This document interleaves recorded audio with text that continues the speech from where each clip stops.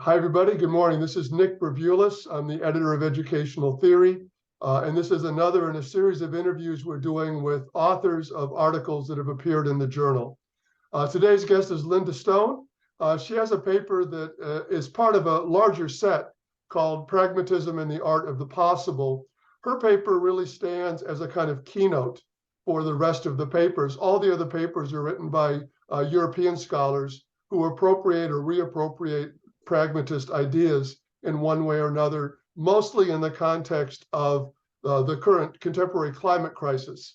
Right. As I said, Lynda's paper really sets off the set. She's the only American, which, as you'll see, partly explains the title of her paper, and provides, I think, a really useful and general overview of the evolution or development of pragmatist philosophy over time. The title of her paper is Pragmatism's Generations, a forwarding of philosophies of democracy from one American perspective. Lynda, thanks for joining us. Thank you, Nick. Good to see you, old friend. Yeah, absolutely. So in your paper, you lay out what you call three generations of pragmatist thought. Can you take us through those three generations, and then I'll ask you some follow-up questions? Yes.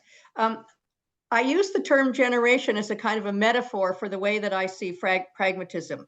I don't think anyone else has used it exactly the same way. Other people called pragmatism an attitude.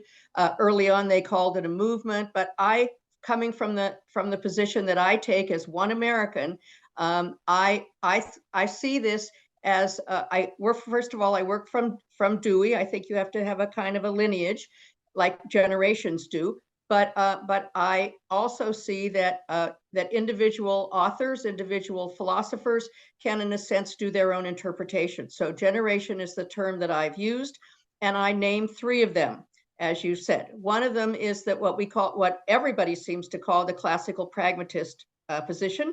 I do think that, pragmatism has a particularly American cultural character. And so I've sort of followed that. I think Europeans might see it differently.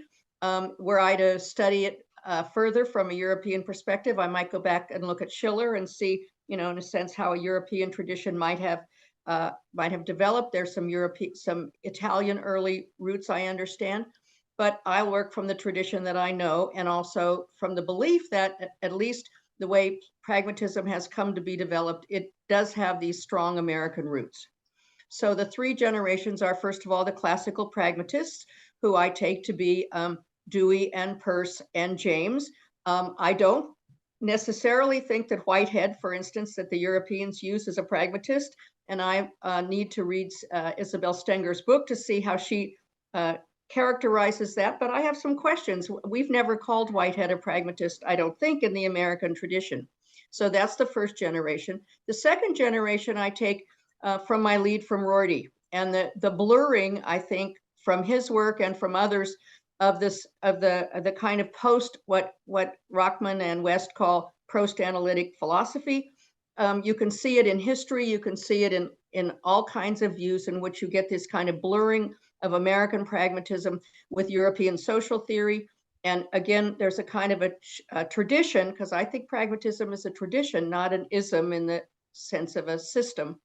That's the second one. And then I name their work as a potential third tradition coming from their work with people like Latour and Stengers and Donna Haraway, who I've done some work on Haraway, and I did some reading and things to take that on. I have to tell you that I rewrote the paper 4 times because the European editors, Hans kept pushing me.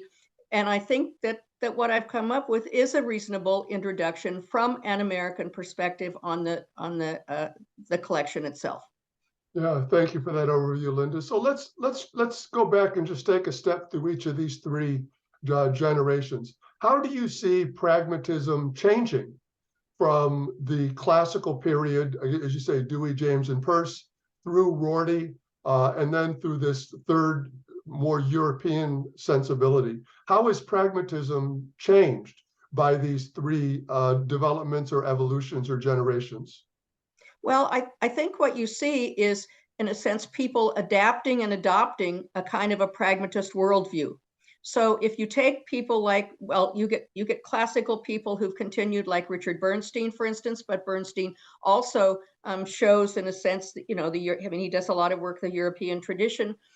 You see people like some of the other people, some of the more democratic pragmatists in like I can't, Barber, I think, is one of them, and so what I see is all of these people in philosophy and in social theory, particularly, adapting and adopting a kind of a worldview that I think of as pragmatist, not pragmatism, because I want to see this as a tradition in which there are these individual contributions. I mean, that's what philosophers do, right? They interpret and they write and they develop their own views. So that's what I see as the second tradition. And then this third one, I try to make a European turn and say, all right, if I look at people like Haraway and Stengers, they're the ones who, I mean, Stengers especially is calling herself a pragmatist. I'm, again, not so sure. I mean, Latour, they have a kind of a worldview, but I think they're more systematic, for instance, than I am. That's interesting. So going back to the title, one of the arcs in your paper across these three generations are the different views or different takes on democracy and the relationship between pragmatist thought and democracy. Obviously, for somebody like Dewey, that's an absolutely central concept. Can you sort of trace us through those three generations in terms of how each deals with the notion of democracy? Well, it gets a little complicated. We can look at the classical writings that Dewey did. By the way, one of the reasons that I have taken the position I have is that Dewey later on in his work wrote that pragmatism should change with the times. In the introduction, the changing introduction that he wrote later on to Experience and Nature, he called for this change, and I've taken him at his word. I don't think he meant it exactly the way I do, because I think that there's also a change in how we might even approach philosophy itself. But the very idea, for instance, that there's no overarching system, no absolutism and things, I think he carries on. So democracy, I mean, that's not too difficult to do through Dewey's work. He wrote about it all of his life. And that's, what he does. Now, Rorty's interesting because Rorty basically, he's named as Dewey's heir, right?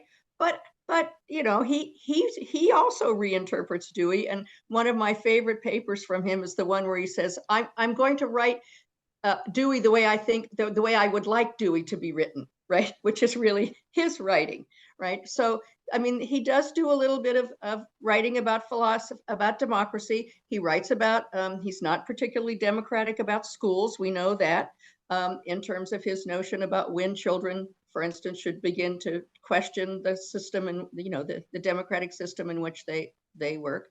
But then by the time you get to this third tradition, I think you get people like Latour who are coming back to thinking about democracy in their own context, right? I mean, one of the things that I think is important about a pragmatist tradition and pragmatist views, not pragmatic. The Europeans use pragmatic, and in America, that doesn't make any sense for us.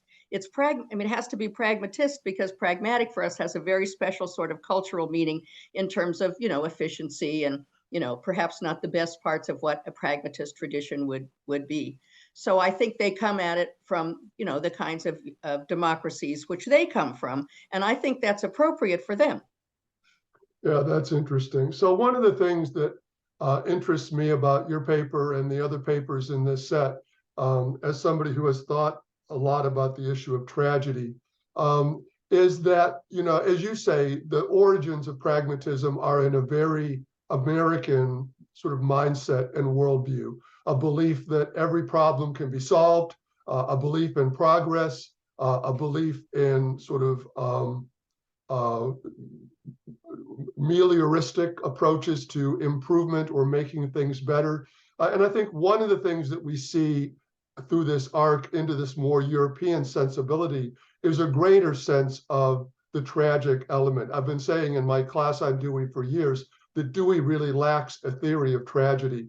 And I'm interested, maybe this is my idea, not yours, but I'm interested in how that tonal quality of pragmatism changes from this American mindset or attitude or tradition into a more European and what I would call sort of tragic sensibility. Does that fit for you in terms of how you view this evolution?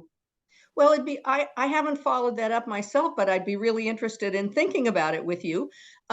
Because, I mean, well, all right. So one of the things that I've been critical of is the whole idea of American exceptionalism. Mhm. And I think this follows from the kinds of ideas that I've been working with. I mean, we, you know, we have to understand, and Americans ought to understand, though we don't seem to be doing a particularly good job of it right now, of understanding that, that we're not the only democratic country. We're not the only place where progress, has its ups and its downs. We're not the only country that has, all kinds of, I think, all kinds of political problems. I'm quite on the left myself, and so I think your notion of not picking up a tragic view is pretty interesting. Now, maybe Rorty does in some ways, but I'd have to go back and look at the text specifically to see if that would happen. And one of the reasons that I have this sort of view about pragmatism I have is because I've really been influenced by a lot of the French European thinkers that I've read. So that figures in here, though I don't really spell it out in this particular paper. And after all, I mean, there's nobody who's, more in tune with the tragic, for instance, than the French, right? Mm. So I mean, Foucault's made a lot of impression, though I think he's too structuralist and too systematic for me. But I'm very interested in philosophy, in how language works, and for me, people like Derrida has been really important in terms of thinking, in terms of us thinking epistemologically. I mean, this paper is about social theory, but for me, thinking epistemologically, I think that language gives us, not experience. That's one of those things I would want to change in terms of thinking about my contemporary pragmatist view. I think language is more important than experience, and experience doesn't get me much these days. I mean, maybe it's because, living in an American school of education, everybody talks about qualitative experience, and experience, it virtually is meaningless almost. So I understand the tradition of, I understand the tradition of experience. For me, though, it doesn't seem to carry much meaning. It's like postmodernism. I don't use postmodernism anymore. That doesn't seem to have much meaning either, unless we go back and really look at the arts, and think about, what was going on at a particular, historical moment. So I think the tragedy piece is interesting, and I think we can get to it. I would get to it by a critique of what's going on in terms of American politics. I mean, I see myself really as a social theorist at this point, as a reformer, and politics. I mean, I'm spending a lot of time I'm writing about authoritarianism. I'm certainly interested in the whole fascist thing that's happening in the US. It's really scary, and we're not paying enough attention. I mean, people are now using the term, thank goodness, but there's not much of a real sense. And I'm not sure in philosophy of ed if we've really looked at fascism. I mean, we carry that sort of, we're educators, so we carry that kind of optimistic view about change and things. It's hard for us to give it up. Yeah, I think for a long time in the United States, we would have said that can't happen here. We're not saying that anymore. That's right, exactly. Lynda, thank you so much for your time. I want to really encourage people to read your terrific paper. Thank you.